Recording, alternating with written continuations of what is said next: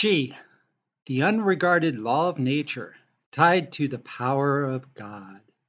In the picture here, we see the spark of chi at the moment of fertilization of an egg cell. On the right is the Shroud of Turin, the imprint of Jesus Christ on the linen grave clothes made at the moment of his resurrection. Scientists estimate 34 terawatts of power would be needed to leave such an impression on the linen cloth, an impossibility today and 2,000 years ago. Behold, Jesus Christ, the Shroud of Turin. One of the most studied artifacts depicts the crown of thorn scars. Only Christ was crucified with a crown of thorns, as well as the puncture wound to the chest. This was confirmed to be a post-mortem wound as depicted in the Gospel of John. His blood type was AB. Jesus Christ had risen from the dead. Peter and John found the linen cloths nicely folded up in the empty tomb. The shroud would have been immediately a treasured item. People in the book of Acts would reach out just to touch the garments of Peter and Paul to be healed. There are miracles of healing attributed to the shroud, as well as the protection it afforded the city of Edessa AD 544 from the Persian army. There would have been an enormous amount of energy required to leave an imprint of Jesus on the shroud. The image has unique features impossible to recreate at that time or ours in history. It is photonegative and left a 3D hologram-like imprint. Scientists using the highest powered lasers today were unable to recreate such an impression on cloth.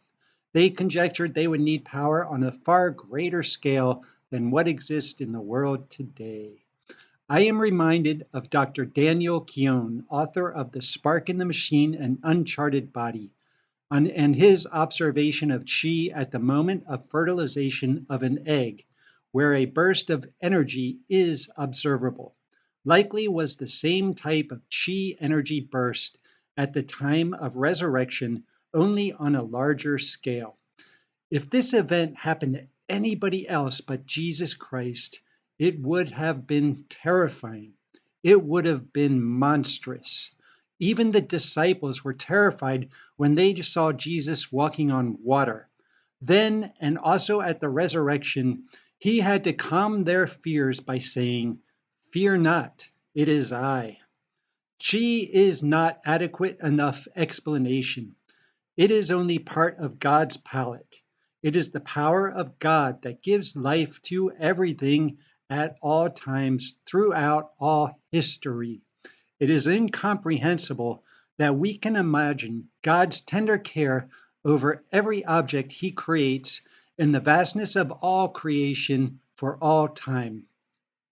Yet, in Luke chapter 12, verse 6 through 7, Jesus says God does not even forget the sparrows, and he knows the numbers of hair on our heads.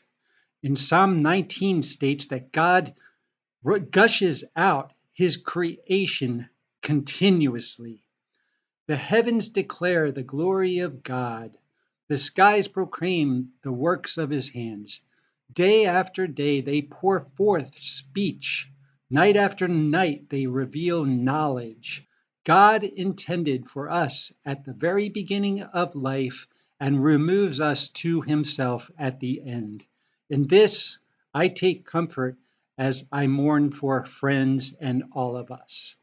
The Shroud of Turin brings to reality, like almost nothing else for us today, the fact that Jesus Christ is alive.